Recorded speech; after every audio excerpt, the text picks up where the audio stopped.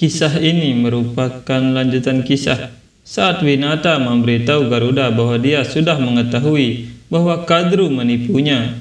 Garuda menjadi marah dan berkata, namun ibu tidak mengajukan pertanyaan padanya. Ibu telah memenangkan taruhan itu. Jadi mengapa ibu menerima menjadi budaknya seumur hidup? Kadru berpikir, aku juga ingin mengetahui rahasia itu, Winata. Meskipun mengetahui penipuanku, mengapa kamu menerima untuk menjadi budakku? Winata berkata, karena ini adalah penebusan dosaku. Saudari Kadru mungkin telah memenangkan taruhan itu dengan bantuan penipuan, tetapi akulah yang melakukan dosa besar dengan memasang taruhan sejak awal.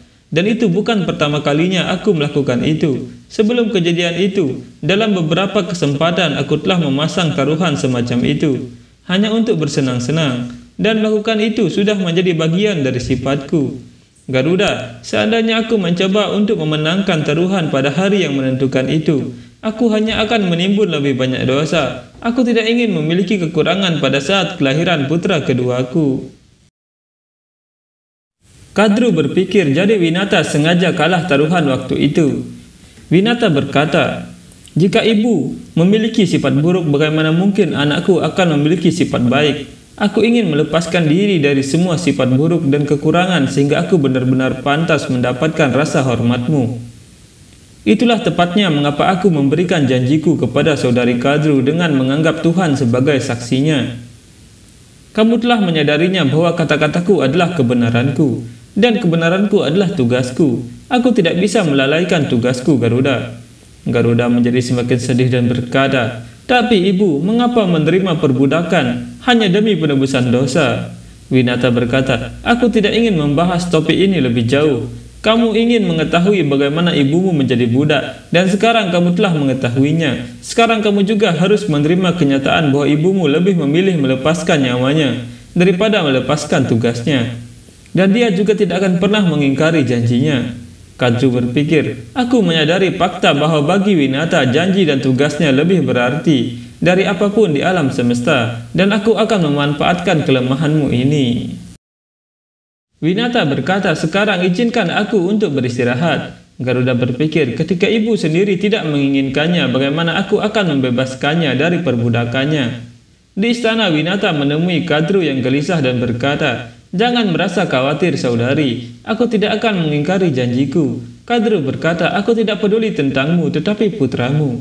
Winata berkata, dia juga tidak akan menyakitimu maupun putramu. Kadru berkata, bagaimana kamu bisa begitu yakin?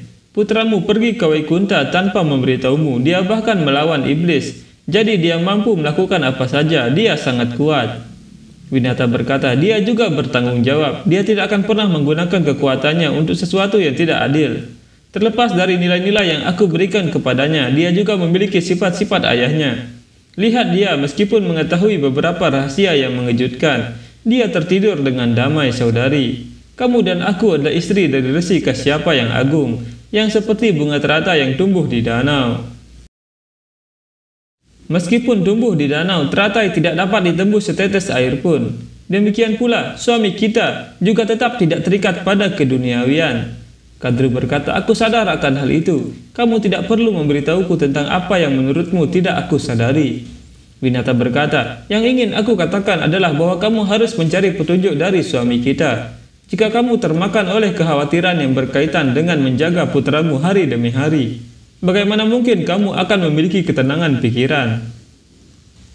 Kamu ingat ketika kakak Diti menemui suami kita dengan maksud untuk memiliki anak. Apakah kamu ingat apa yang terjadi? Kadru berkata, apa yang sudah terjadi, Winata? Winata berkata, saat itu sedang senja hari dan suami kita Resi Kasyapa sedang tenggelam dalam meditasi. Resi Kasyapa berkata, ada apa, Diti? Diti berkata, suami, sama seperti saudara Aditi, aku juga ingin memiliki anak. Kasyapa berkata, jadilah itu. Diti berkata, suami, aku ingin memilikinya sekarang juga. Resi Kasyapa berkata, tapi saat ini matahari baru saja terbenam beberapa saat yang lalu. Ini bukan waktu yang tepat untuk hamil. Memiliki anak pada saat seperti ini membuat mereka memiliki sifat yang tidak baik. Dan ketika mereka dewasa, kejahatan cenderung mendominasi mereka secara keseluruhan.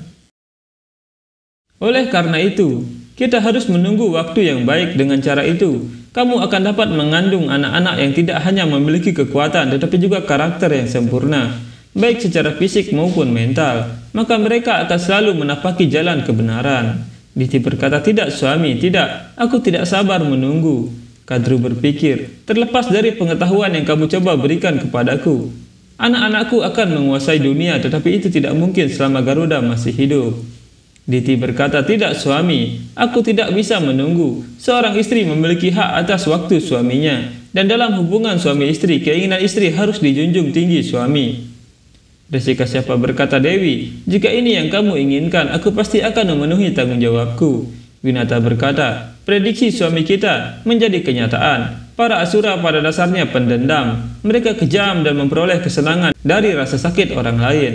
Bahkan saudari Diti merasa sulit untuk mendisiplinkan mereka. Sebagai ayah mereka, suami kita mengajar para dewa dan asura tentang kitab suci agama. Para dewa memahami arti dari pelajaran mereka dan mempraktekannya untuk kemajuan dunia.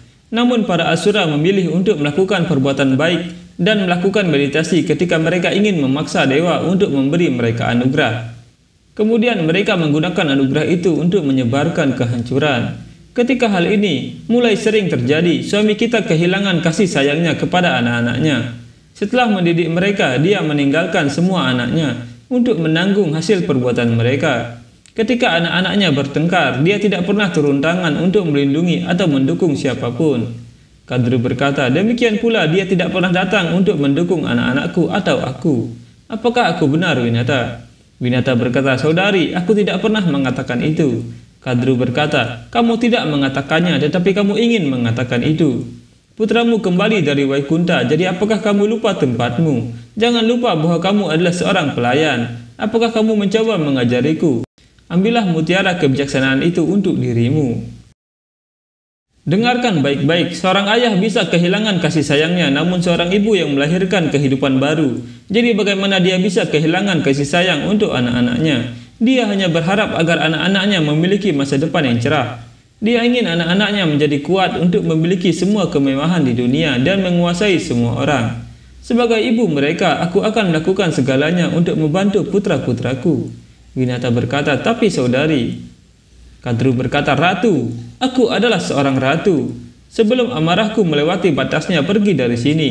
Winata kemudian pergi dari sana. Saat itu matahari telah terbit dan ada tangan yang menyentuh Garuda. Garuda berkata, ibu. Tapi ketika dia membuka matanya, dia melihat Dewi Kadru.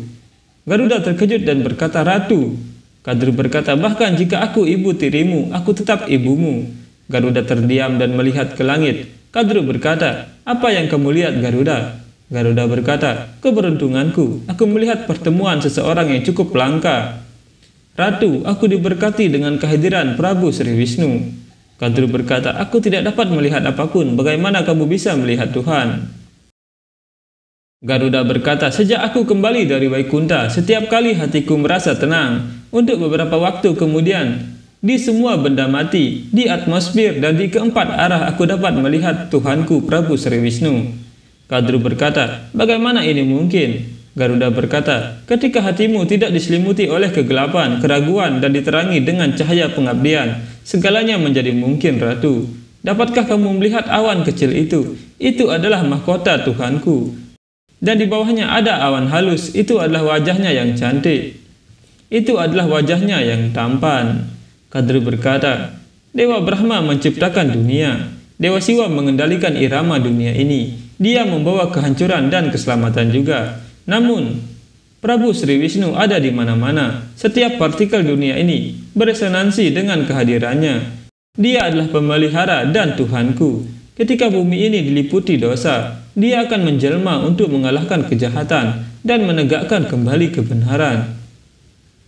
Anda hebat, Tuhanku, Anda luar biasa. Garuda berkata, Ratu, bagaimana kamu tahu banyak tentang Prabu Sri Wisnu? Winata muncul di sana dan berkata, apakah kamu pikir hanya kamu yang tahu tentang Prabu Sri Wisnu, Garuda? Aku dan Dewi Kadru adalah putri Raja Daksa. Bakti kepada Dewa Wisnu mengalir di nadi seluruh keluarga kami.